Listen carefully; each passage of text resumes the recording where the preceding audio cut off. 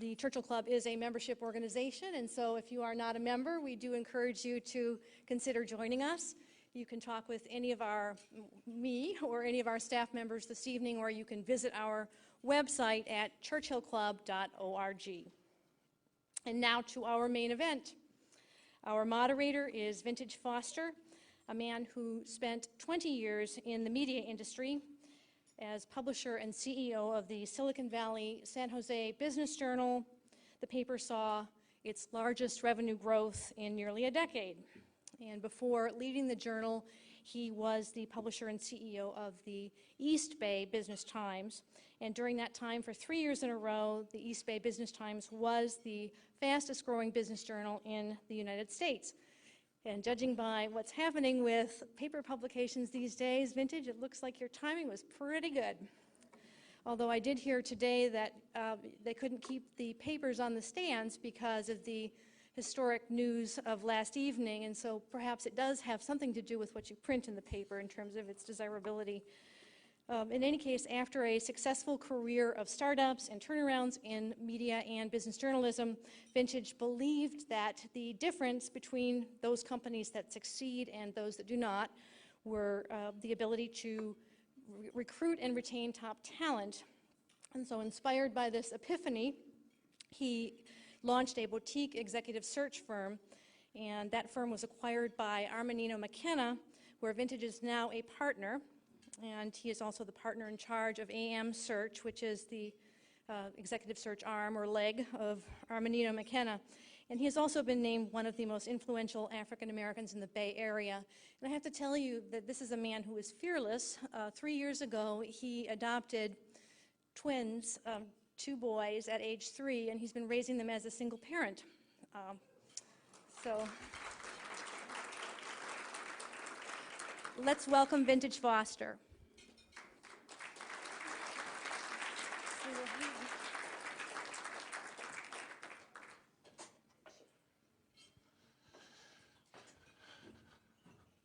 Well, thank you. I will tell you that the difference between being in journalism and consulting is that when you come to the podium, people actually clap now, as opposed to my old life. I think it would, the fact that you all are in this room means that it would not be a newsflash to share with you that corporations across the globe are experiencing a talent crunch. As any person who kind of prepares for this kind of moderating duty, I did a little research. And one of the statistics that jumped out at me was that if you just look at the IT industry alone in India, it has been growing at 30% a year for the past 10 years. When you look at the globalization of our economy, this is one of the major factors that faces or that adds to the issue of this talent crunch. And issues like the globalization of the economy, issues like how do you manage a workforce with 4 different generations under the umbrella, generations that define fair compensation, work-life balance, what kinds of technology do we need to use to be successful. They all describe these and measure these differently. These are the kinds of things that make managing our talent, recruiting and retaining our talent, a very complicated issue. Now, there's an organization, and I'm sure some of you in this room know it better than I, the Conference Board, and they released what they call their biggest risers. It's the things that CEOs care about the most, or let me say it a different way, the thing that's going up the ladder of importance, the things that now keep CEOs up at night. Number 1 on that list, finding a qualified, skilled workforce. Number 2, finding qualified managerial talent. What was an HR issue is now one of the single most business strategic issues facing corporations across the globe. Now, I will tell you that this is far above my pay grade, so I am glad we have these 3 very smart folks here to help us. So I'm going to ask you to give them a Churchill welcome as they make their way to the stage.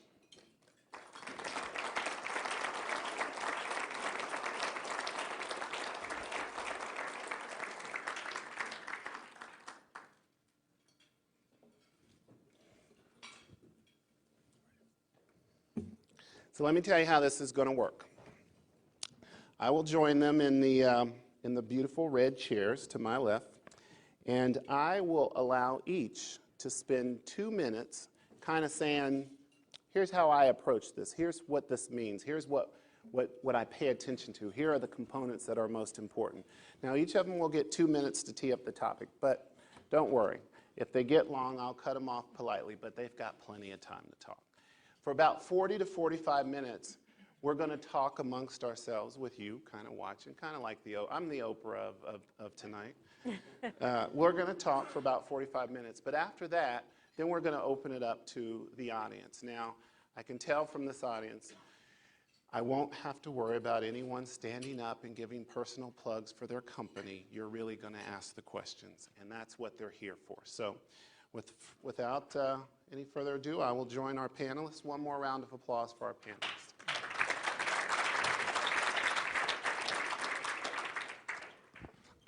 Everybody's mic working okay? Let's test them. All right. So first up on the block is John Schwarz. You all have his bio in your program, but very quickly, John is the CEO of Business Objects, an SAP company, and he's president of SAP Labs of North America.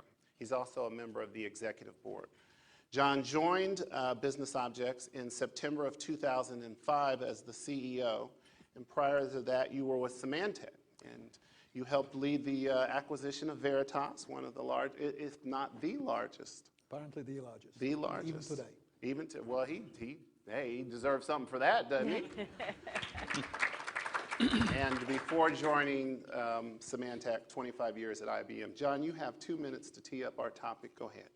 Very good. Well, thanks, Vintage. It's great to be here. Thank you for joining us tonight. I'd like to point out that there is an error in the program. We are Business Objects, an SAP company, not an SAP independent company.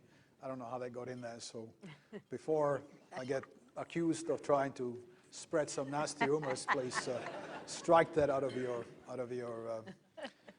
agendas. Anyway, the purpose that I've used to join this particular panel is to have a dialogue with my colleagues and with you about what it means to look for and manage talent in this very compressed world that we live in today. Forget the current crisis that we're going through. I think that's going to blow over and we'll be right back to where we started.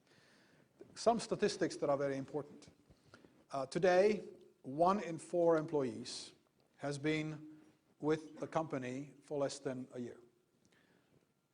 Half the employees have been with large companies less than 5 years. And I'm told by some pundits that watch this stuff that by 2010, something like 50 or 60% of all of the employees in the workforce will have had 12 to 14 jobs by the time they're 38. These are phenomenally changing statistics from what I'm used to, what I grew up as, where you joined a company and lived with that company for the rest of your life. So big, big changes. And so looking for talent, managing talent, retaining talent, dealing with the self-aspirations that people have, and dealing with that management is a critical function, critical requirement, and hopefully we'll get some important topics, important dialogue going on there tonight. Thank you, John. We're going to move to Cathy. Cathy is the Vice Chairman and Chief Talent Officer at Deloitte. She's also co-author of Mass Career Customization, Aligning the Workplace with Today's Non-Traditional and Connecting the Dots. She was a judge for the Harvard Business Review's 2008 McKinsey Awards, and she's the creator of the Women's Initiative blog. Cathy, you have 2 minutes, please. Actually, well, it's great to be here, and it's great to collaborate with everybody in this room, so I'm looking forward to the discussion. You know, I was actually going to say one thing, Vintage, Please. but you know, the spirit, your words just moved me in a different direction. And so when I think about being a chief talent officer, and Deloitte is a very large employer of very skilled labor, we've never had a chief talent officer before. we've had a head of HR, we've got like a huge, I don't know, 2,000 person organization. We spend a lot of money on it. But what the fundamental thing that's different is that we actually view talent now as a marketplace. So we're in two markets, the market for clients and the market for talent. And we've actually applied, regular business market principles to talent. So HR, we're not using the term HR much. That's considered much more of an administrative function. Talent are people with distinction. And that's really kind of the markets we're going after. And we're using things like segmentation. We're segmenting things very differently. You mentioned generations. You mentioned gender, things like that. There are types of different segmentations that we're doing. We're applying kind of an outside-in principle, just like we do with our clients. How do our clients experience us, and how do we improve that? We're doing the same thing with our people now, from using a talent lens. We're essentially viewing, our talent base. I mean, it's our currency. Mm-hmm. It's our currency. And if you look at any organization, you can make any level of capital investment you want. Without that currency, the IP, the value-added things, the ideas, the delivering the services, delivering the operations and the like, you really don't have much there. And so as we look at the market, we see scarcity, we see heterogeneity. It was a much more homogeneous workforce in the past. We see the corporate ladder as a thing of the past, and it's much more of a lattice kind of construct, that the way careers are really built today and the like, and that's the way we are approaching talent, is from that lens, from that point of view. We're looking forward to hearing a little bit more about that lattice. Okay. Tom, you're up last, but that doesn't mean you're least. Tom is the principal. It could mean that, actually. Well, we'll see. They're going to judge, and we'll all vote at the end on Fair whether enough. or not Tom Fair is. enough. Tom is a principal in the workforce effectiveness practice at Towers Perrin, in San Francisco. Also an author of Human Capital, what it is and why people invest in it. Tom has also contributed to some chapters in Making Mergers Work, the strategic importance of people. And he also led the development of Towers Perrin's Total Rewards Optimization Measurement Tool. Tom, you have 2 minutes. Go ahead. Thank you, Vintage, and it is gratifying and humbling to be with such an eminent group up here. So I want to actually start by asking you a question, if I could just get a quick show of hands. Do we have any English majors in the audience who will admit to it? Oh, good. That's great. So that bridges me to my second question, and it's about words. It's about terminology. And Cathy used an interesting metaphor. Remember metaphors when you're in English class? We studied metaphors. The notion that people and their relationship to an organization can be viewed as a market relationship. I want to toss out another metaphor. So another quick show of hands. How many in your organizations, how many of you in your annual report or press releases or other speeches, whatever, from your senior executives have heard the phrase, our people are our most important asset? Everybody? So I think the SEC actually requires that now in the annual report. I want to challenge that. I don't think that's a very good metaphor, and I hope in our discussion tonight we can get to the notion that people are not assets. We have a whole bunch of folks tonight from Deloitte, and they're very good at helping you count up your assets and also your liabilities. People are not assets. People are investors. Just like your financial investors, your people come to work every Monday morning, and they have a bundle of human capital. Their talents, abilities, knowledge, skills.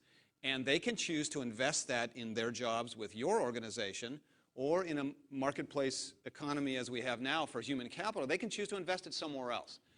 And your challenge as employers is to do several things to help people build that store of human capital. It's not your asset, it's theirs. To get them to stay with your organization, and John pointed out that that's not so easy to do these days. And thirdly, to get them engaged in their work so that they invest more of that human capital than they otherwise would. So attraction, retention, engagement, the sort of three legs of the stool, to get those human capital investors to put their assets into your organization, and that's where the rest of your value comes from. So I hope we can get into some of those issues Well, later we're on. off and running. So, hey, Cathy, is this a semantical difference or is this a philosophical difference? I don't know that there's, I think there's much more commonality than you think. I mean, at the end of the day, I think what we're saying is, what we're all seeing and expressing in different ways, is that the contract between employer and employee has shifted. And it used to be that, John, you referred to it, your employer was a destination, right? That's, you were at IBM for 25 years, right? Your employer was essentially, it was a career destination. And the way we see it now, and I think it's very consistent with what Tom is saying, is, it's about enhancing careers. Our whole talent experience is predicated on being a career enhancer. We made a strategic decision a number of years ago that says, you know what? We're actually not a destination. We might think we're a destination, but we're not a destination. So the amount of time that people are with us, it's about enhancing, or what we call increasing each individual's marketplace worth. That, in fact, your resume is stronger for the premium. There's a premium that's tagged with having Deloitte on it. And that is not to say that we just expect everybody to walk out the door, but it changed in that you re-up every day. Every one of us today thinks, is it still working? Mm-hmm. Am I still adding value? Am I still being valued? Do I still feel engaged? Is that there that that sense of a greater purpose? What are we really trying to accomplish here? Do I feel that sense?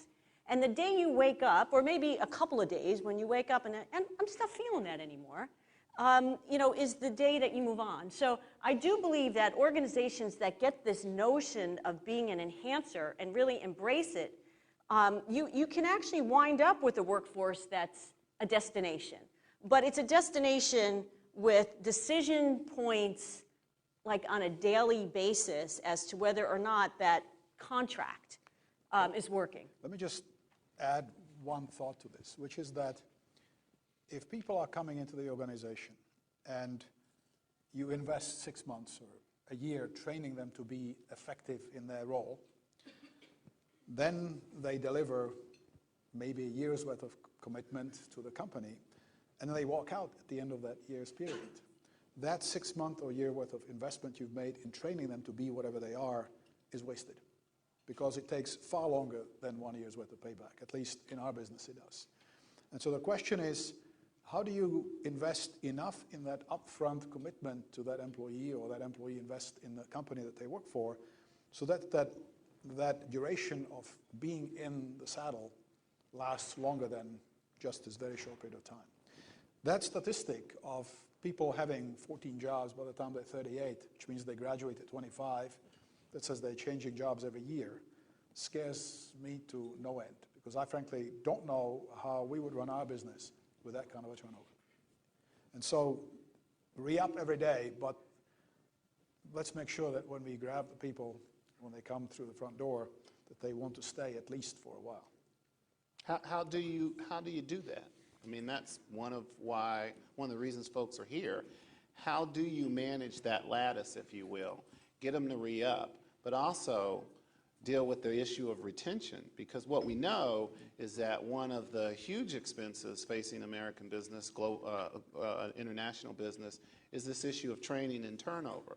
So I may be also a bit traditional in my thinking, but what you say, Cathy, scares me a little bit. Of course, I'm a slightly competitor, so I like what you're saying. We'll just grab your talent. But how do you do that and not be fearful around folks walking out the door? It's part of the value proposition. It's the value proposition you have to offer. And just keeping that fresh and keeping that sharp, because although that is a frightening statistic, and by the way, our payback on our people starts at manager level. And for us, manager level, depending on where you start, could be 2, 4, 6 years. Same for us. We know the math, so we got the math part down. Same for us. Very left brain organization. We got the math down, and so we very much appreciate that.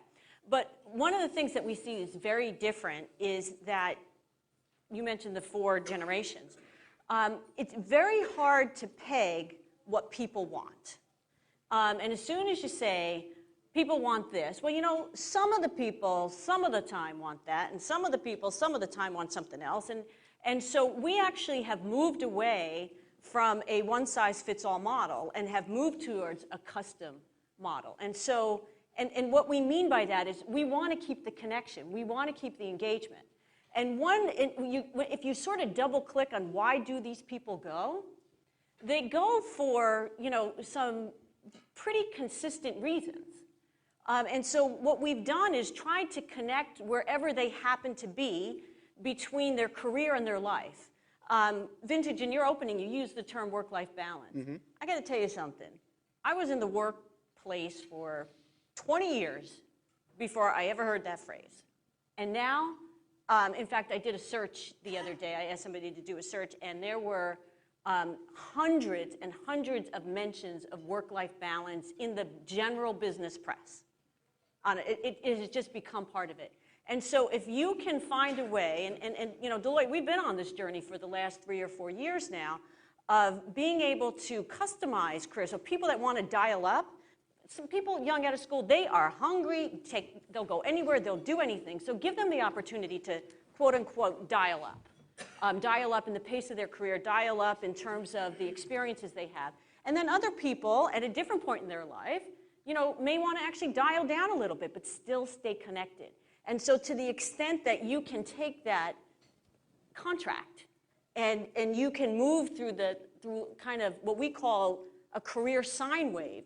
If you went to plot people's careers here, I would bet, because we've got 40,000 of them now on the website, you know, and you ask them to plot their journey, you think it looks like this. Maybe 5% looks like this. Most of them look like this. Tom, let me get you in. Yeah, I see you're chomping at the bit. Well, just to something you were saying, Cathy, I think you're right.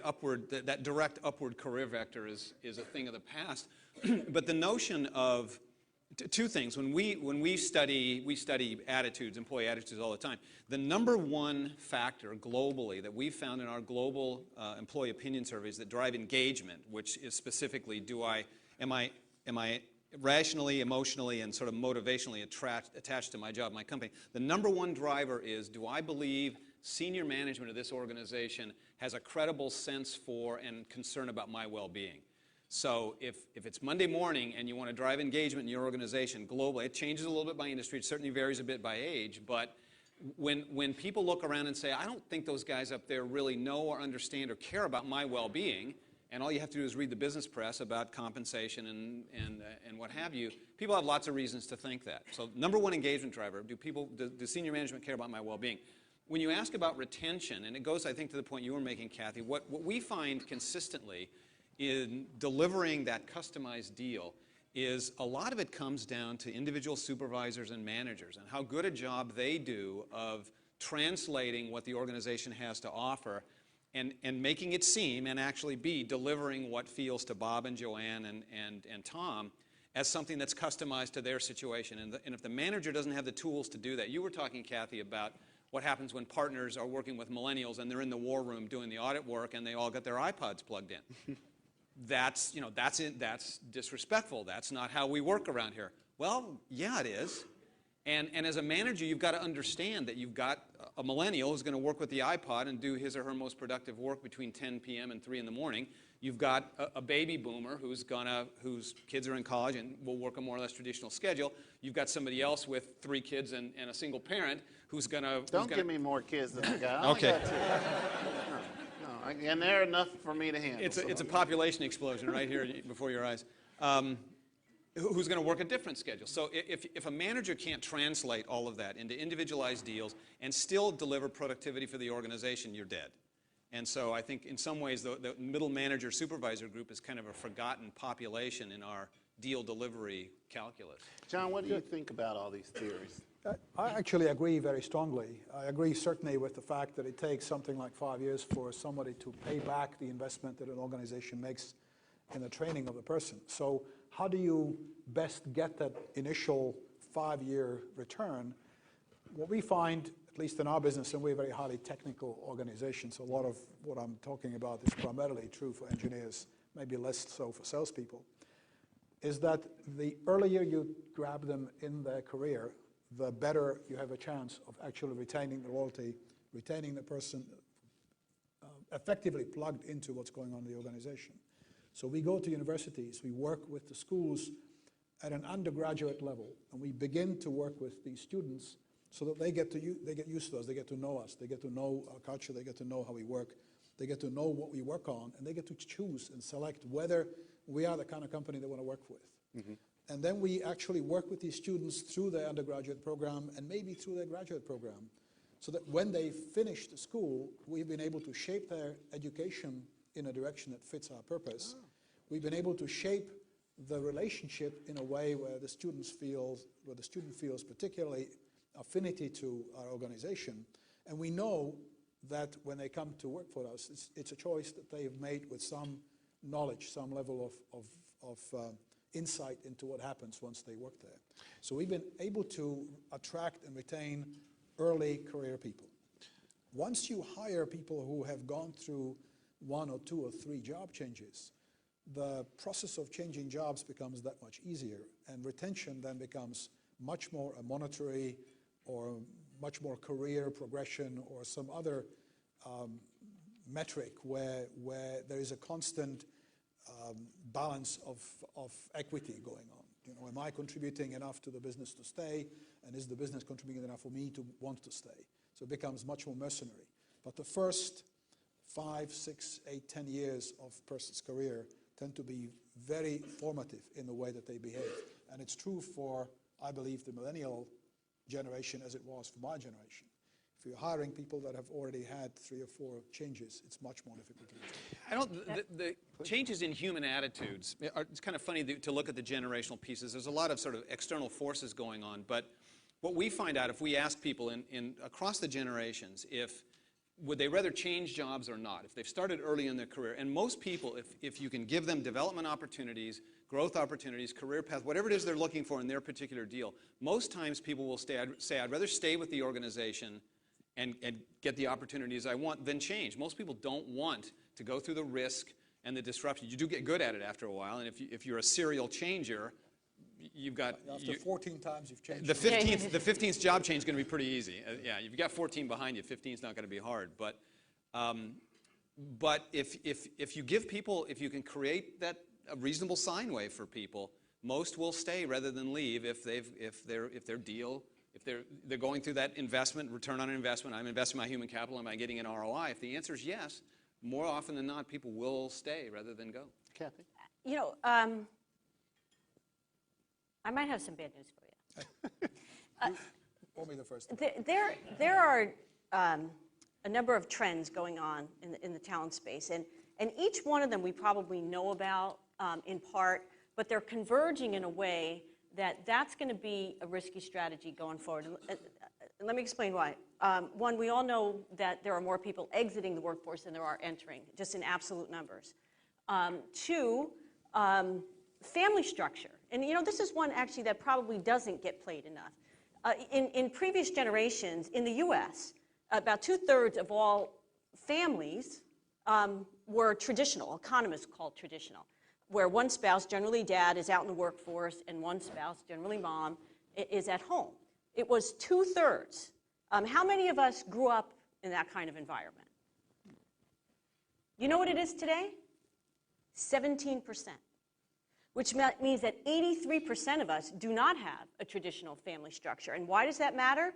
Because when you look at the norms, the established norms of the workplace, full-time, continuous employment for 45 years-ish, 40 hours a week, whatever it happens to be, that was predicated on a family structure that does not exist. Mm-hmm. And so, and there's definitely in many respects a gender, but definitely a generational difference on that front. You take that and you then take women, and women are now the majority of the entry-level workforce. And why is that? Because they are the majority of the undergraduate and graduate school graduates. Mm-hmm. It's about 60% now, women, graduates versus men, and that number is going to go up to about 70%. And why does that matter? You know, women have critical mass. Why does it matter? You know why it matters? Because women tend to, on average, not have linear careers. In fact, a third to a half are going to drop out at some point, on average, for 2 years. It's very hard for them to get back in, never mind get back in on the trajectory they were on. So you're going to be going after a shrinking population on that front. And then you take on top of that the millennials, you know, just the different attitudes and the mindset shift, and even boomer men. Even boomer men, if you go through the research, they have a very different attitude. And essentially what they say is, you know, I missed my kids' soccer games growing up. I don't want to miss my grandkids' soccer games. So even that that segment of the workforce is changing. So We're actually already there. You're If already- you look at, in our space, and this is another scary statistic, between 2001 at the dot-com crash and today, 60%, or I should say there are 60% fewer graduates in our discipline, in the technical disciplines, in North American schools than there were in 2001. 60% drop-off in science, technology, engineering, and math. well, one of the stats that I don't know if it was provided to you all, but I know that the Churchill Club provided to us was that in the year 2005, the number of students who chose to major in computing sciences related majors was half of what it was 5 years earlier in 2000. And it had everything to do with the dot-com bust. Now, the other point I want to make is that the number of women graduating in those same disciplines is also down by half. Yeah. Down by half, relatively speaking. So we have 60% fewer overall population, and within that, the female population is half of what it used to be. So we are in pretty desperate straits. In fact, this organization called DidYouKnow.org has a projection that by 2010, again, not that far from now, 90% of the graduates in our world, in our field, will be in China and India. 90%. John, let me jump in, because I have a question for all of you. But first, I want to make note. If you're a boomer and you're a man, we heard a phrase, go home and tell your wife you're I'm a boomer man. That phrase is a great phrase. I'm going to use that one. And what happens when you do that? I'm not going to tell you what happens after that. But here's the question. You all are talking about this workforce that requires more of its employers than it has in the past. Coming back each day and saying, is it there? Investment. Cathy, you talked about HR being kind of an antiquated approach to have the traditional HR. How do you manage and track this kind of new relationship in this environment? I mean, at the end of the day, you still have folks who say, is this a fair career track? Is Sally getting something that Jimmy's not getting? Do you have a plan for me to develop my career? And if all the components are new and they're not segmented, then how do you manage fairness? How do you manage, and what kind of skill set do you now seek out for your folks who are in talent to manage this process? And this is for all of you. You know, a few thoughts. The first is that in this sort of new order, because the workforce has fundamentally and structurally changed. The composition of it is just very different than it was. And what we're struggling with is the workplace. There's a misalignment between the workforce and the workplace. And now it's time for the workplace to catch up to the workforce. And so there's no one size fits all. In fact, one size is fitting fewer and fewer and fewer. And so in this whole notion of being able to customize career experiences, and by the way, fascinating statistic is that given the option to have a different relationship with the organization rather than full-time, continuous employment without kind of restrictions on how things get done, given that choice, which by the way, all of our people are given that choice. Do you know how many actually choose to do something different? It's not zero. It's less than 10% though. And when you take a look at given the choice to do something different than, you know, kind of the average trajectory, guess how many want to dial down? 8%. No. The majority of the people, given a choice, do nothing, and of the ones that do want to do something different, they actually want to dial up. So that's like in real life, and we've been doing this for a couple of years now, which is fascinating because it's counterintuitive. In fact, we didn't want to do it because we're like, oh my God, everybody's going to want to dial down, and we're not going to be able to get things done. But we understood that business as usual was just not an option long term. And so what are you going to do? And so is the investment, Tom, John, Cathy, is the investment, or let me say it a different way, is the fact that you're just asking them increasing the value proposition for your employee base? Option value. It is all in the psychic comfort of knowing that if you wanted to do something different, that you could. So if you view your employees as a marketplace and you segment your market, what does any good consumer products company do to develop an offering, develop a product? Well, one of the first things it does is it goes out and asks. And you're right, if the engineers in the room, the Heisenberg uncertainty principle, right? Every time you study something, you change the thing you study. So yes, you will in fact change the attitudes of your employees by asking them. We had an experience a few years ago with an airline whose name you would know that was in dire trouble. And they had to go out and figure out a way to cut their pension costs a lot. And they could have sat in the ivory tower in HR and decided, well, we'll cut here and we'll cut there. But what they did was they went to the employees and said, we have to make a cut someplace. Tell us where you want us to cut, where it will hurt least. So not an ideal situation, but the point is that they went out and treated their employees as a marketplace, as a set of investors with human capital to invest, and asked them, what do you value most? What trade-offs would you make? What would you give up? What do you want more of? And the simple fact of asking created a lot of goodwill, and they got great information that they could then respond to. So if people are a marketplace or investors, then treat them that way and ask them what's going on. The other thing, I just want to go on record and thank John for making me so gratified that my daughter is majoring in ancient French literature. John, I've got a question for you. Should be good in sales. With all of this, so when you go out and you look at your 5-year plan, you look at where you're going in the marketplace, how do you begin to match your recruiting and your talent needs with a strategy to go out and find folks so that they fit in the culture that you all are talking about?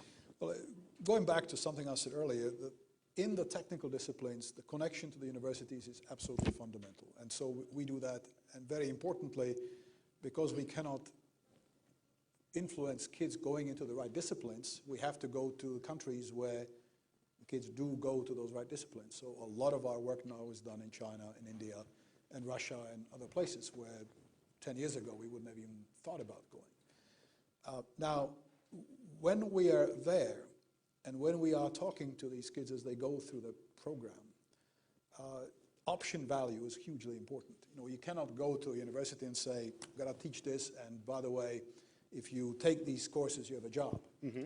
I think the much better approach is to say, this is what we're interested in as a company. These are the disciplines that we need. These are the areas where there will be jobs when you graduate. And by the way, if you'd like to connect to us while you're going through schools, we have an opportunity for you to do that. And that's clearly paid back huge dividends because the people have a chance to choose, they have a chance to try it, they have a chance to get to know us, and they have a chance to plug in at a way which is at their discretion, not something that we've tried to push on them. Now, the other thought is that when you go to market in the countries like India or China or Russia or Vietnam or wherever, the expectations and the attitudes are not the same as in the Americas. We don't have the millennial generation over there. We don't have the gender situation that we typically have over here. So we still have more of a traditional ability to deal with those graduates in a more traditional way.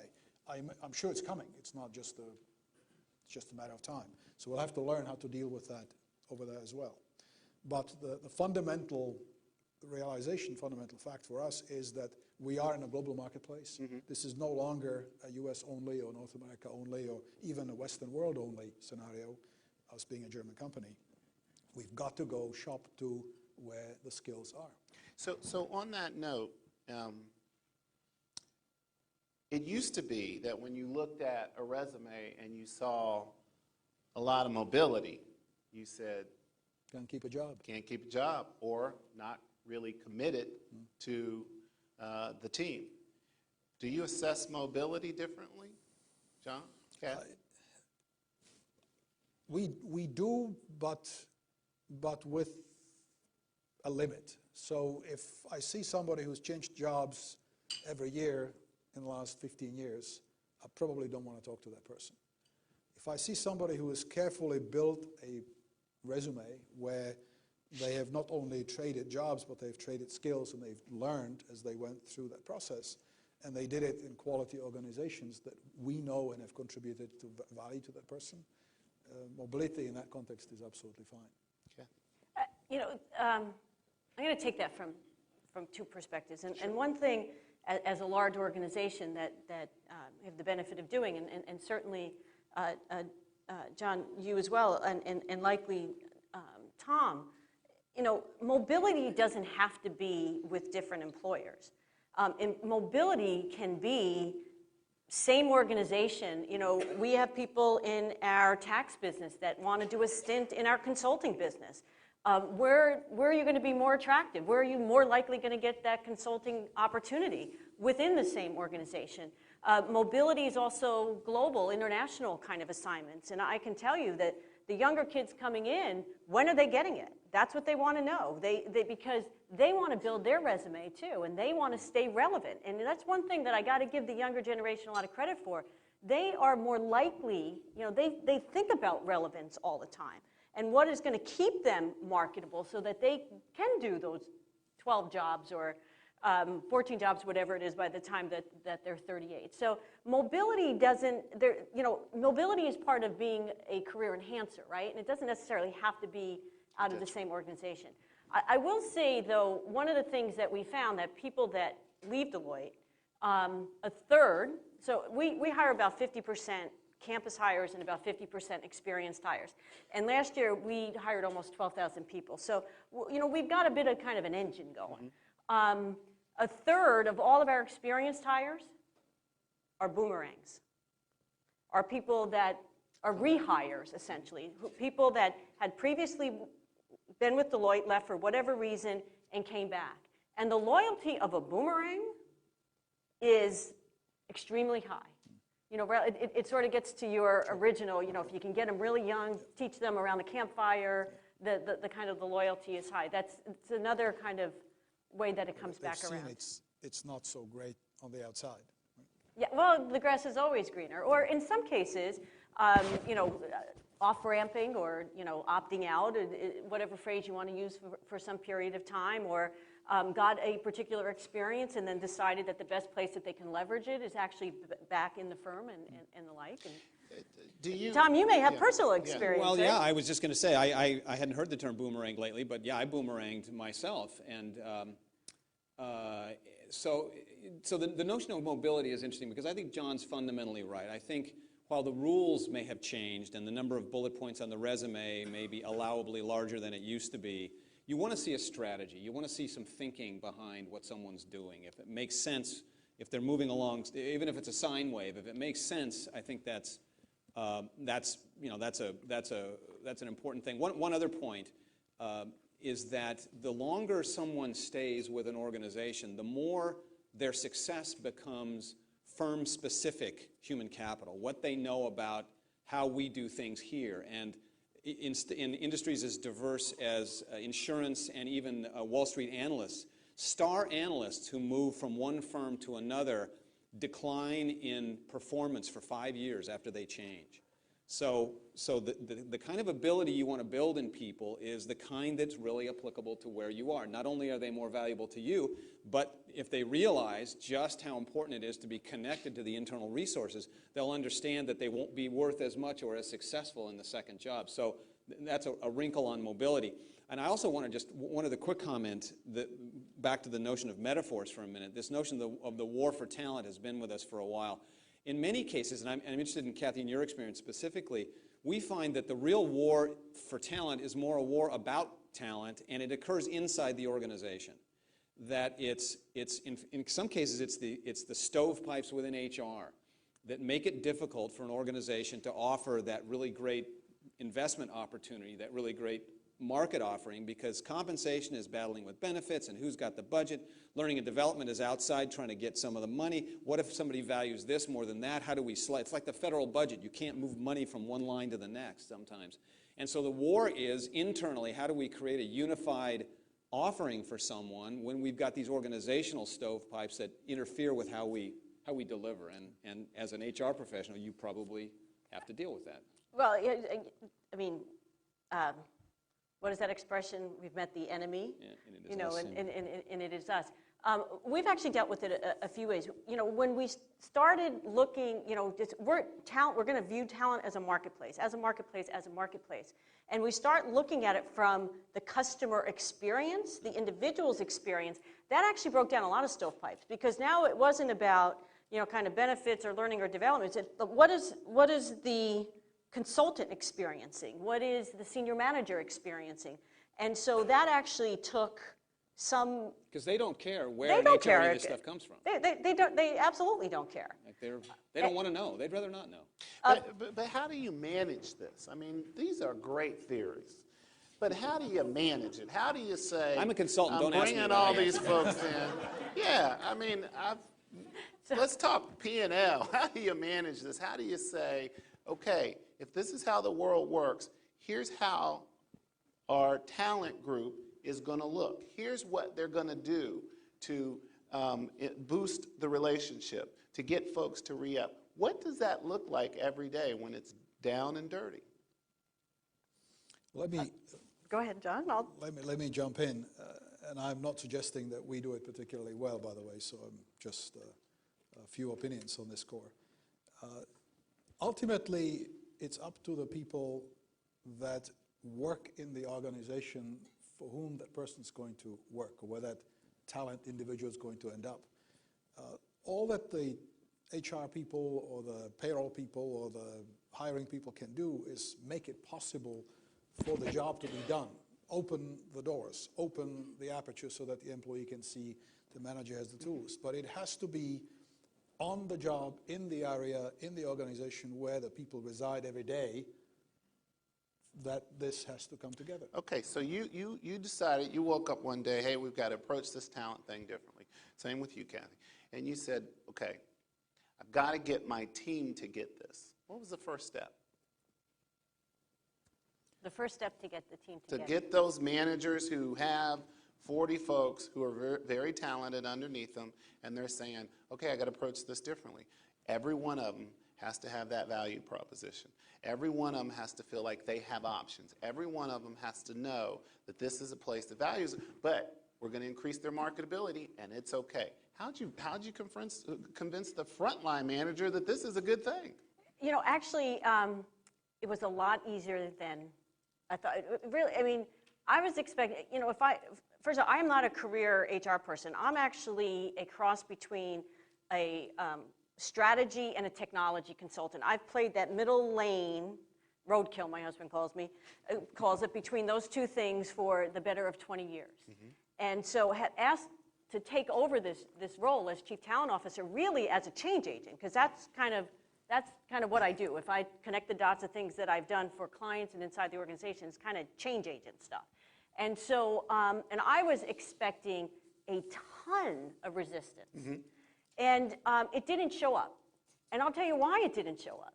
Okay. Because I labored over this many nights, like, where's the resistance army? I know they're showing up, where are they going to kind of ambush you from, because on the one level, you can argue it's harder to manage. I actually argue that if you do it systematically, it's reasonably easy to manage. And that's, what's harder to manage is this by exception stuff. And we're making an accommodation over here, and we're making an accommodation there. All these one-off kind of things is actually, in my mind, harder to manage than something that you do systematically across the board. If you breathe and you're on our payroll, you have options, and be pretty structured about how you do that. But those 40 managers, mm-hmm. they're people too, and they want options too. And that's why we didn't get the resistance we expected to get. Because you're sharing with them that the same thing applies to them. Because it applies to them too. And so on the one hand, and the resistance in our organization would come at the middle level, line partner kind of level, because they got to do something different. And they're totally for the concept until they have to like do something different. And so then maybe, you know, it's not such a great concept.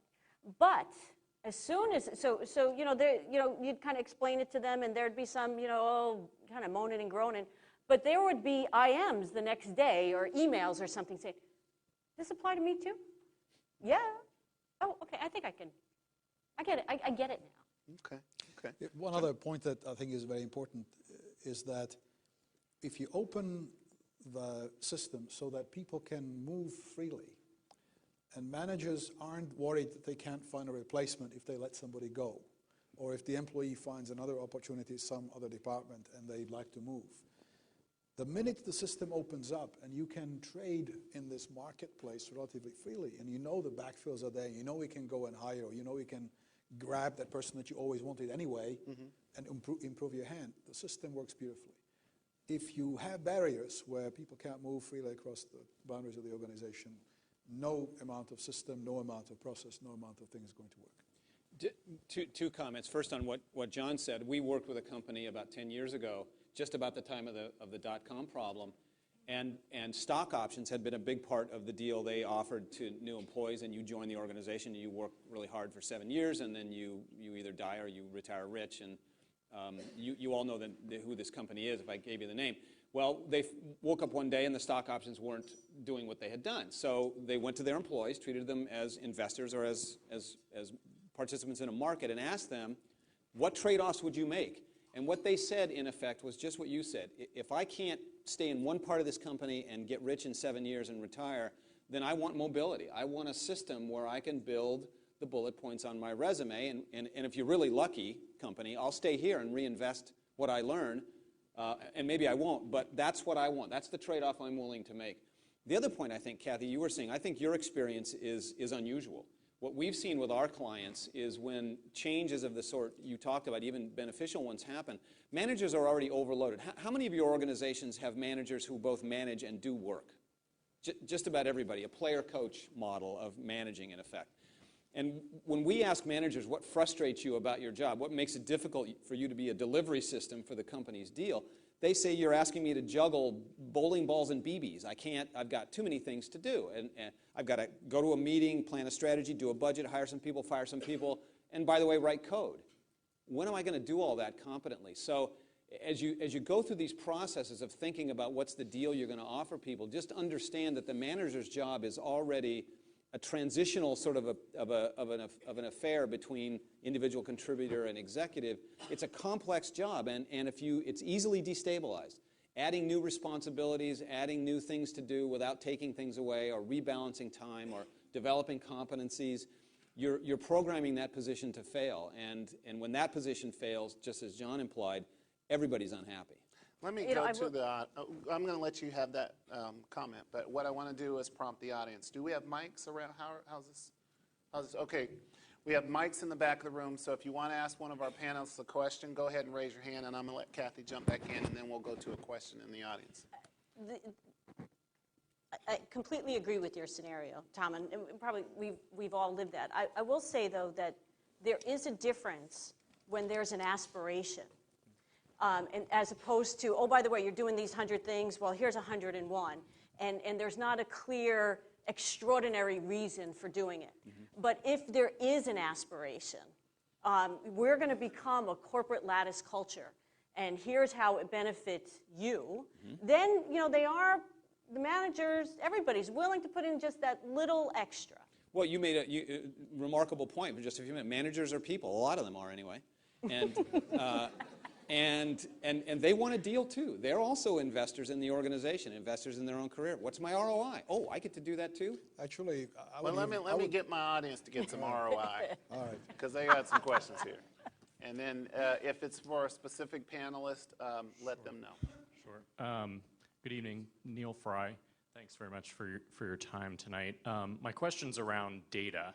So all of us have been throwing out statistics and hear lots of statistics, but the collection of and the reporting back of data allows 90% of what we've been talking about tonight. So I'd love to hear, particularly John's perspective, but everyone else's about collection of not only what the talent looks like today, but how you forecast out what's required and really what role technology and how you think that looks today and how it will look tomorrow. Okay. John, you got it? Sure. Data is lousy. It's hard to get at. It's often completely controversial in the sense that it doesn't really jive, doesn't plug in. Tell us how you really feel about data, John. So Sounds like an English major to me. my advice is go as many sources as you possibly can, and then navigate through what seems to be right given your particular organization circumstances. The facts that I'm using are facts that are available fairly generically. There's nothing hidden to, or nothing secret, nothing unique to our organization. Now, we do gather data internally, which we use to make better decisions, but frankly, I think the external data is actually better. It's more accurate, it's broader audience, it reflects multiple experiences rather than just our experience, and so I prefer to have outside information. A lot of the research we did in preparing for this event, for instance, was using primarily outside information rather than inside information. Go ahead, John. Sorry. Got a question here. I'm going to try to condense some of the answers so we can get everybody, as many people as we can. Go ahead, sir. So don't be so bloody long-winded. I get it. This is a question. Well, stand up so we can see you. Come on. Go ahead. Does that make me better than someone? It makes you easier to see and hear and interact. So what you need to know is I'm an English major. So the question is in response to Vintage's question, and then I'm going to ask you whether it's scalable. Our response to the question about how we recruit, about 10 years ago we made the decision to recruit just for projects. We offer people exciting, interesting projects and try to attract them and keep them on that, and then promise, sometimes we keep this promise, to diminish the amount of administrivia they have to deal with in order to get to the projects. Is that scalable? Have you been doing it for 10 years? Have you grown Yes, over those we 10 have. years? We have, but we're staying small. That's my intent. So, What do you think about that? It must be scalable. If they've been doing it for 10 years, and if they've been growing their business over that, I mean, is there a theoretical point at which it doesn't scale anymore? And what's your business, by the way? What kind of business is it? consulting. Okay. Something none of these guys ever do. All right. Far from it. Over here. Oh, hi, I'm Susan Haley. Hi, Cathy. Hi. I have a question about sort of more normal organizations. And when I mean normal, I mean organizations that typically have reduced dramatically their management and training budgets, which would probably not apply to your three organizations. So what advice would you give to organizations where that has been sliced and diced and you have these younger managers who are responsible for 40 projects and 40 people and have to really navigate and negotiate through organizations or a function that they may not be at all prepared to do, nor have they been trained, nor does the organization value it. I mean, they may say they value it, but haven't valued it in terms of investment. So what would be your advice to sort of more typical organizations that don't maybe have the budget that you all might have? We've actually just slashed our budgets ourselves in response to the economic crisis that we happen to be in. So I can feel your pain, and I understand what you're talking about. In my recent experience, at least anyway, most education that people get that relates to how you manage, how you deal with projects, how you deal with people, how you communicate, how you manage your own career for that matter, is information that they actually get from the web or from attending remote webinars or some dialogues or blogs or web groups that don't cost any money at all. Birds of a feather type situations where you can plug into people that are like you and share with them. And in reality, that probably is better training that we could have offered or you could have offered by going to a course and having some kind of a classroom experience. So it doesn't need to be that expensive. The key thing is to give people the time to do it, because it's hard to expect them to work 80 hours a week driving the project and managing 40 people and then spend the other 80 hours a week at night learning stuff. So we've got to provide the time and space for people to feel that education is valued, however you get it. If you can afford it in the classroom, fine. If not, find some other way. There are many resources available globally that you can plug into that cost almost nothing. And they are very good quality. Universities provide them, other organizations do. So I would suggest go broad, give people the open aperture to go plug themselves in and let them navigate through it. Now, you need some standard education which is unique to your organization that you still have to provide, but that's maybe 5 or 10% of the total. Go ahead, Cathy. I would just kind of round that up. 90% of learning in organizations is done experientially. So you invest all this money in this classroom training and everything else, and you're actually not getting the learning there. So there's another way to position the experiential learning, what happens every day. And we've done things on brown bag lunches where somebody just sits and talks with the group about some experiences they had and the like. So there might be ways to reposition it. I agree with John as well in terms of there's kind of cheaper ways to deliver and receive the content of training. But I would really focus a lot on the experiential side, because that's kind of what sticks anyway. You got a question in the back of the room? Oh, in the front. I'm sorry. Yeah, thank you. My name is Richard, and I represent the City of London. Question particularly for John, but maybe for all three of you. You mentioned China and India. How can companies best approach the idea of talent acquisition and management globally, considering the globalization of business? Is there a strategy? You read about companies like Google that are picking and choosing among different locations. I mean, how do you manage that whole question?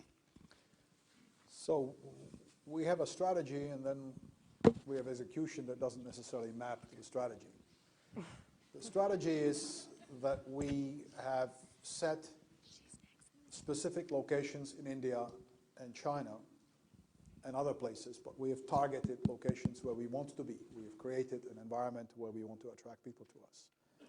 And we hire into those locations and try to manage that as well as we possibly can. And by the way, we do it in Russia, we do it in Israel, we do it in lots of other places. The reality says that people may not be in the places that we want to be ourselves, either because we've acquired a company that happened to be somewhere else and we want to retain those people and we can't move them, or we can't find the right talent in the location that we want to be in. And so what we are learning to deal with is having people all over God's half acre. We have hundreds of locations, and people collaborate across 12 time zones on projects that span these different cultures, countries, languages, time zones, and what have you. So yes, there is a strategy, and we try to minimize the number of places that we actually have to do it, but in the reality says today that strategy probably is only useful up to a point. So the key thing is learn how to deal with diversity, learn how to deal with global environments, learn how to deal with different languages, different cultures, because ultimately if you are a global company, you'll be where your people are, not the other way around. Back of the room. Certainly. My name's Doug, and I just have a question for the three of you. One of the things that you're talking about is it takes like 5 years to get back the investment you're making in employees. And I have seen situations, we recently with, the global economic crisis, where you're seeing corporations making wholesale cuts in divisions where you have people that have been there for 15, 20 years and who have followed, the path, they've been investing in their human capital, they've grown with the corporation, they've followed the entire sine wave. Yet at the same time, there isn't seem to be an effort to try to say, okay, maybe if we can relocate these people someplace else, can we accommodate them, rather than when I saw, them just basically reconstituting a new division somewhere else.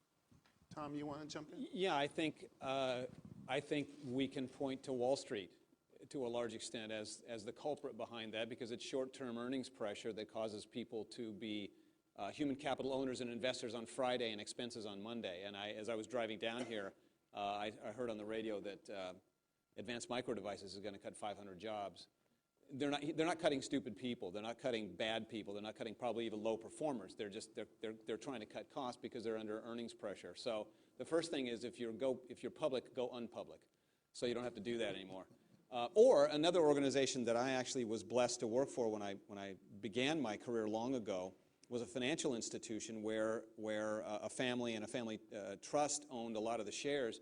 And so when there was a real estate turndown, much like the one we have now, they had loan officers, professional loan officers delivering mail.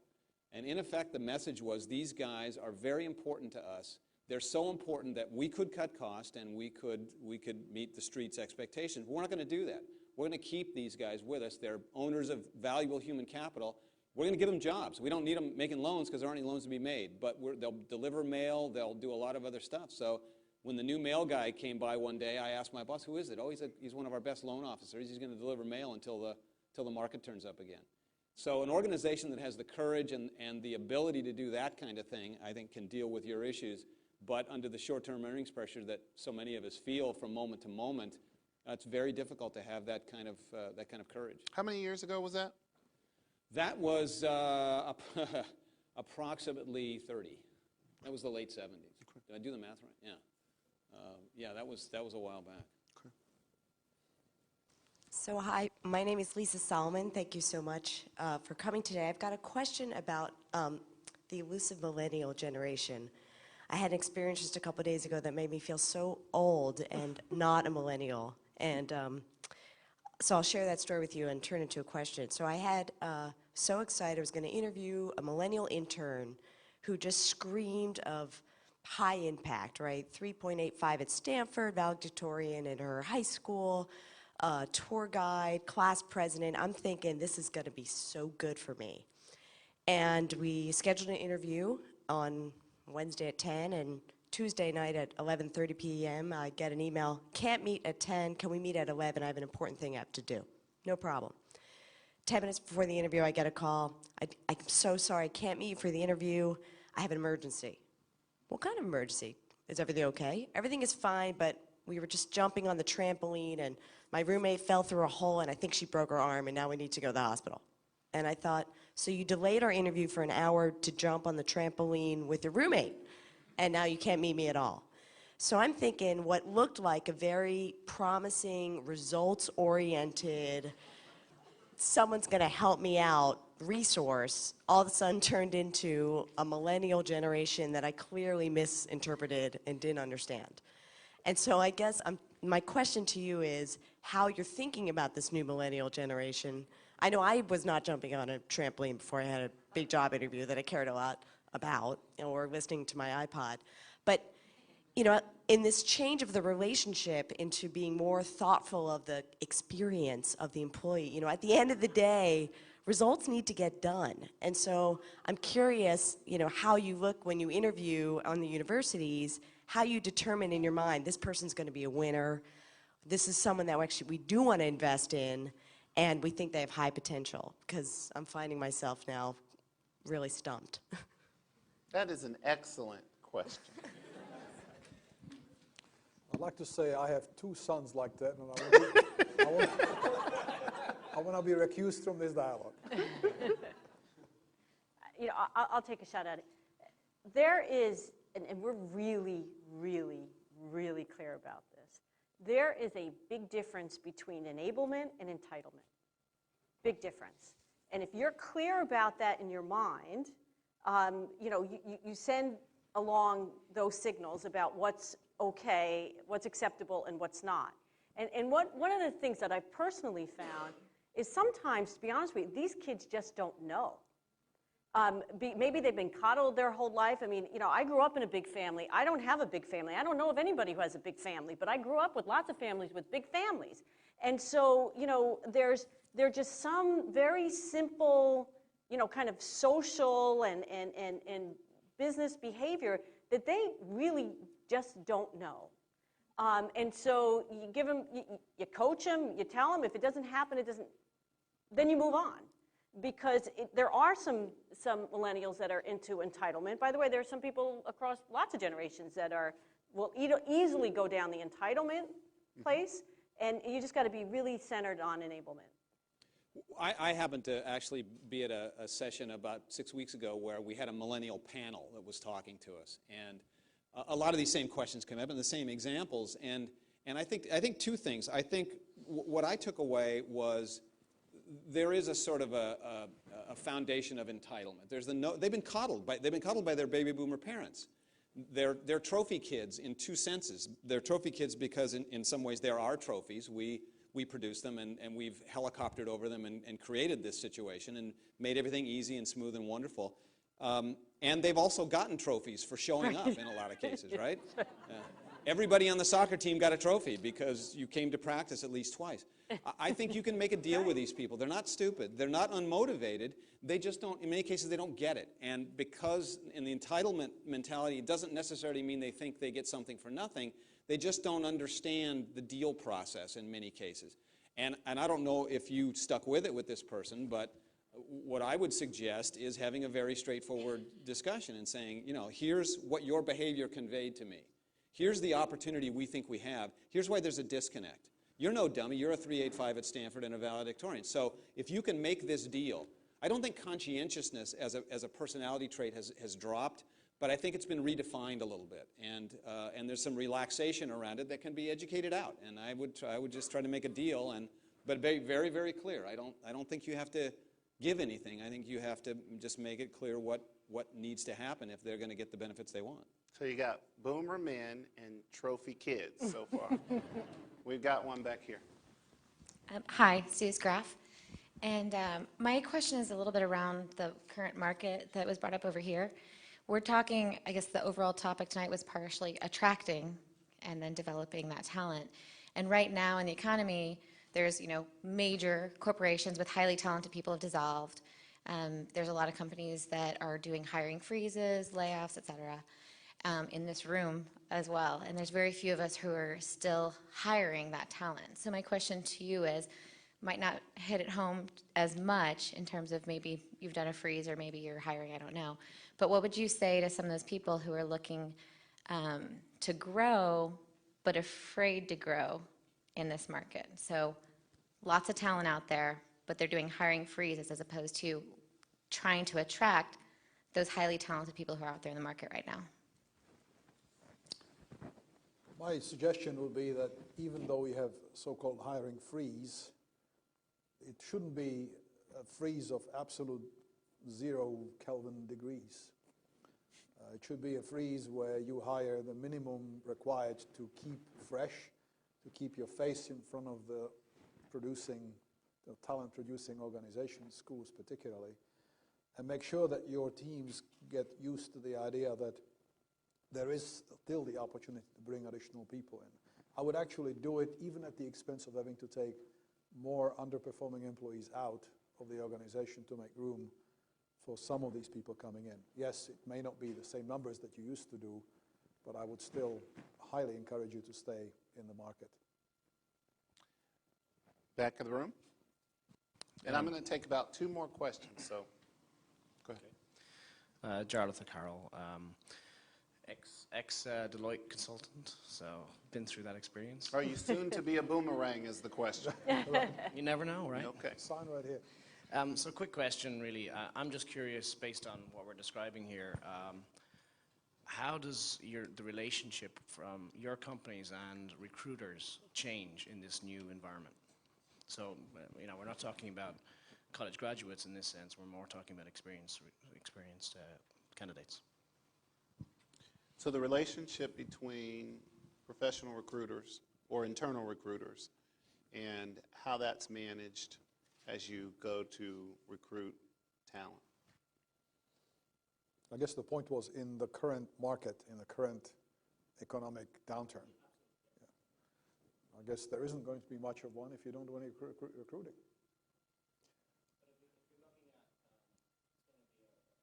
last question, sorry. As the last question suggested, it's going to be a tougher time to perhaps find the right people, and some people are maybe a little less secure in moving and looking. So how do you work with recruiters to still find the right people, the people that you really want to hire? So since you all are thinking, I'm not a panelist, but I'm going to take a shot at this because I am a recruiter. What is happening in the marketplace more and more is that you don't have to wait. Recruiters are knocking on your door. I run the search division for Armanino McKenna, which means I do the search work for our clients and folks who aren't our clients. But I also oversee the recruitment and the talent on the internal side. I get 8, 10 emails a day from recruiters saying, got this tax manager, used to be at Deloitte or used to be over here, here's what they're looking for. In this market, the recruiters have become really talent shoppers. And so for smaller organizations, for mid-sized organizations, what it does is it forces them to ask themselves each time that when there is a real fit, it challenges the organization to have to make decisions about whether or not you want to invest in this person and bring them in. For larger organizations, I would imagine it's the same thing, but recruiters have kind of flipped the script in a down economy, and they've decided that they really are folks who shop talent, and you just don't have to wait. They're at your door. I certainly see that. Okay, so here we are, over here to the right. Good evening. I'm Warren Peterson, one of the boomer males that was spoken of earlier. And you know, on that point, I want to make sure, this is California, you can go home and tell your significant other that is a man that you are a boomer male. I want to make sure we're fair to everyone. That's I don't want to get cornered at the door. You can be a boomer anything you want. You can be a boomer anything you want. Just boom away. There you go. My question goes to the issue about addressing, it might in fact be boomers in general. We've noted several times that there's probably, I think the number thrown out was about 5 years before you can really expect to get your investment back in a person. The reality is there's a lot of really talented people out there that are probably approaching what they would hope to be the end of their career.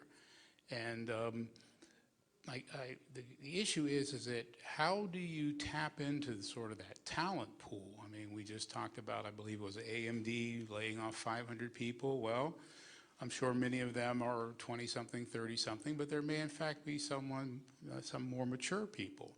So I'm curious, what strategies might a company adopt to structure their work, as it were, maybe on a project basis, just as an example, to be able to take advantage of these people, but also recognizing that there's a good chance that they won't be around the 5 years, so that you can kind of put the traditional, sort of take your time into developing them into a profit center for you. Well, I was just glancing at some of the data I brought on retention. What does it take to keep people, not necessarily in a market like this where your net population may be going down, but what are the retention drivers for populations? And this is a case where we study demographics a lot, and especially the older workforce, the 50-plus workforce. What people seem to want, what they tell us in our analysis, is not all that different from what younger employees want. They're less concerned about vertical career paths. They're somewhere well up the sine wave. They're very demanding in terms of the quality of the work they get, if you want to be Maslowian about it, the self-actualization, the interest, the challenge, things like that. They want to continue to develop. They're not through learning. They're not particularly interested in formal courses. They want to come to work every day and be excited. They've probably given up on taking over Steve Ballmer's job. So the upward career path isn't as motivating as it once was. But something cool, interesting, innovative to do, a way to develop, a way to learn. They want the same things that boomers want, X the career path. So, it's about, in a sort of a Peter Hertzberg kind of way. It's job enrichment, if you want to think about it like that. Just a little story. I cannot tell you how many companies have called, you know, what is this thing about customizing careers? And what they essentially say is, you know, kind of, it was an interesting concept when we saw it or we read it, whatever we did, and we immediately thought about the younger generation. But the reason we picked up the phone to call, or the reason we sent an email over the website, is because, you know, generally 40% of our workforce is eligible to retire within the next 5 years. Is there something in there that can extend essentially the useful life of that asset? So here's what we're going to do. We're going to take one more question, and then I'm going to ask each of our panelists to kind of finish up with about a minute of closing thoughts. But I'm also going to ask our panelists to stick around to the left of my left of the stage, so that if you all didn't get to ask a question, you'll have an opportunity to interact. Our final question, gentleman in the blue blazer. Hi, excuse me, Kent Kaufman. Had a sort of a crystal ball question that I was going to throw out to the panelists. There's sort of an applied causality when you talked about the dot-com bust and sort of the drop in the technology students. There's, you know, evidence out of the Great Depression, et cetera. So we've got a couple of major dislocations that have occurred in the past year, which started with the housing bubble, includes the financial crisis, and at the same time changing our sources of energy. So I wanted to throw that crystal ball question out. What will the workforce, or how will the workforce adjust to those dislocations? Is this geographically specific to the Bay Area? Or? I would say the U.S. Okay. When you look at the talent trends, they transcend economic cycles.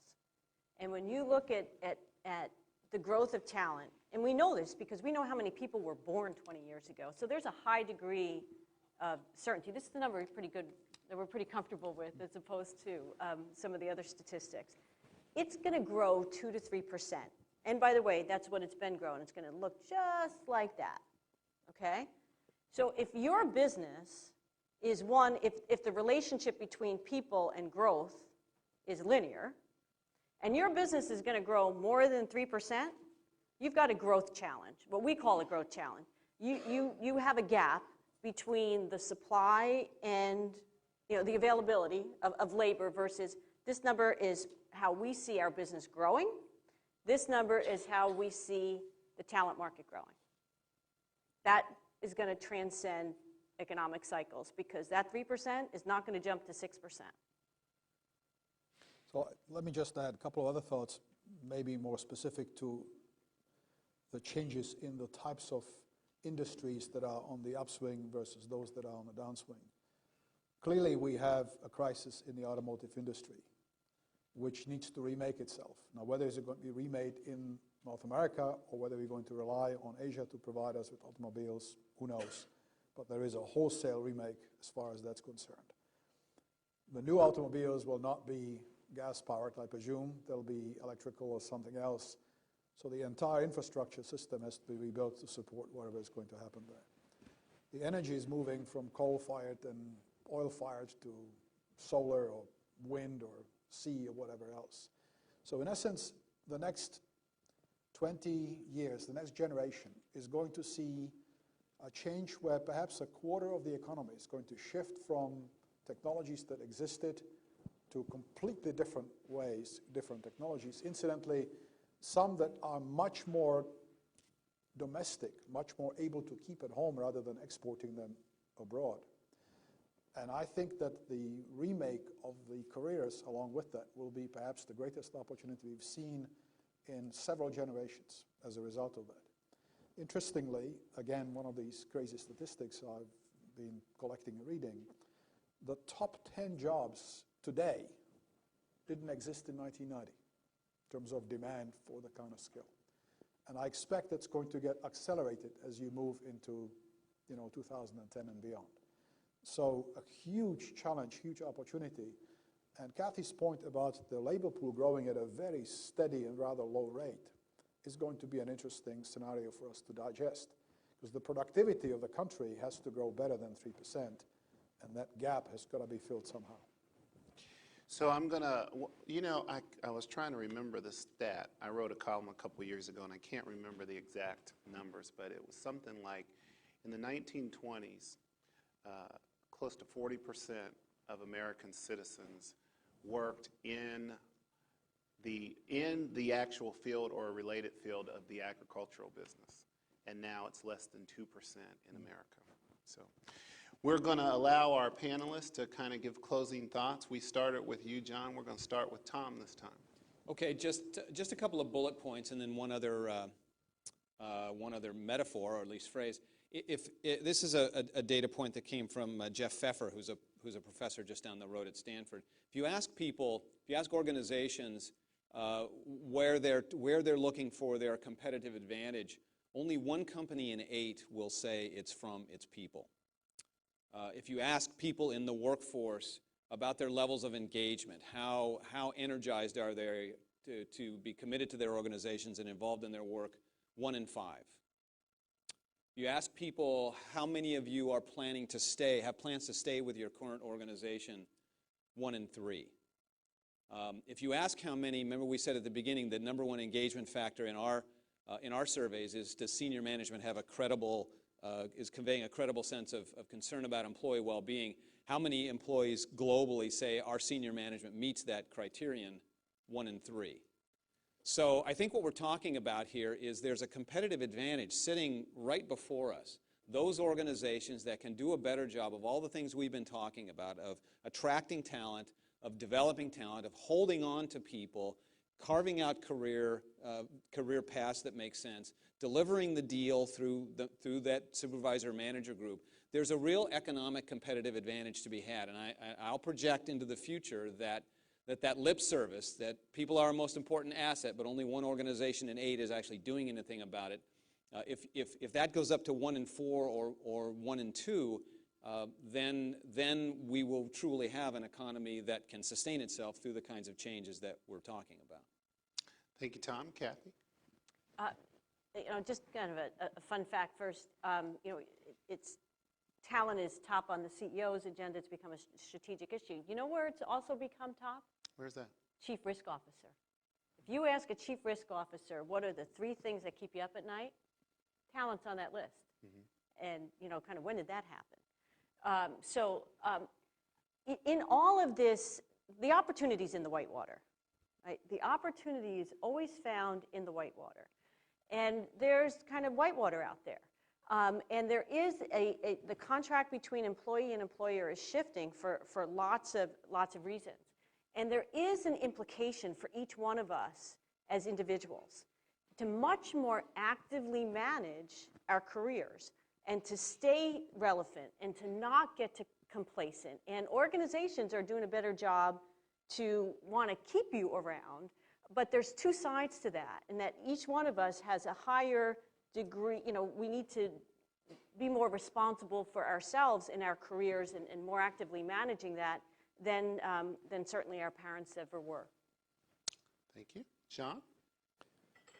We are a technology company, and you would think that we depend largely on engineers as the fundamental food source for the business. In reality, it's not that at all. The scariest statistic that keeps me up at night is that something like 1/2 of the world's GMP is processed through systems that we've installed in customers' organizations. 1/2 of the world's GMP is touched by an SAP transaction somewhere. These systems only run when we have people that help them to stay up. And so having the resource that is skilled enough to keep these incredibly complex applications up and running is a fundamental success factor for us, and not just us, but all of our customers. And so people to us of all walks of life, whether it's the engineers that build the code or the engineers that support the customers or people that understand the customer's industry, is what our business is going to survive on. Mm-hmm. We could probably not have to write another line of code and still have the same requirement as we go forward for the next 50 years or more. So learning how to deal with this environment of the Millennial Generation and resources being in China or India or people being, changing jobs every a year or so is a survival scenario for us. And we really have to keep that in mind. And I would suggest that it's not that different for other businesses as well. So people is not only the greatest asset, they are the reason we can stay in business. So 2 things before we close. One, I keep thinking about the lady with the green blouse who asked about tools you could use when you have HR development budgets that have been cut.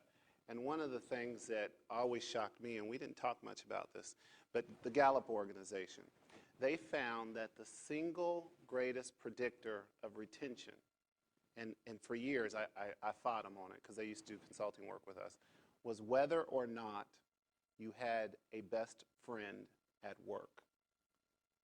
I was shocked at that. So we built this whole initiative around making people friends at work. So that's a cheap way. The second item is, how about this wonderful panel? Please, ladies and gentlemen, round of applause.